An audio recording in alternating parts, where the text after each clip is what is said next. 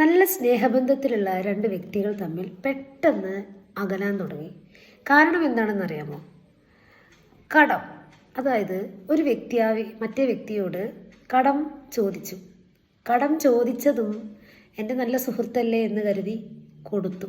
പക്ഷേ കൊടുക്കുമ്പോൾ സന്തോഷത്തോടെ അത് വാങ്ങിക്കുന്ന ആൾക്ക് തിരിച്ചു കൊടുക്കാനുള്ള മടി. അങ്ങനെ ഇത് ചോദ്യം ചെയ്യലിൽ തുടങ്ങി. പിന്നെ മിണ്ടാതിരിക്കലായി. നല്ല ബന്ധം ഉലയാൻ ഇതൊരു റീസണാണ് അല്ലേ?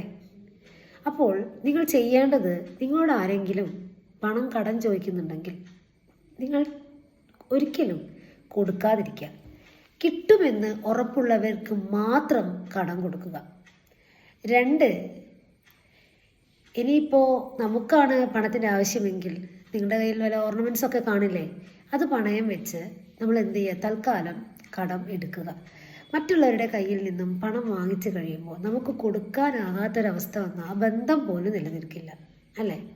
അപ്പോൾ ഏറ്റവും നല്ല പണി, നമ്മുടെ കയ്യിൽ എന്തെങ്കിലും ഓർണമെൻറ്റ്സോ വളയോ ചെയിനോ അല്ലെങ്കിൽ എന്തെങ്കിലും മോതിരോ അതെന്തെങ്കിലും നമ്മൾ പണയം വെച്ച് ആ പണം, അതാവുമ്പം ഏതൊരാളും തിരിച്ച് അടവ് കൊടുക്കുകയും ചെയ്യും.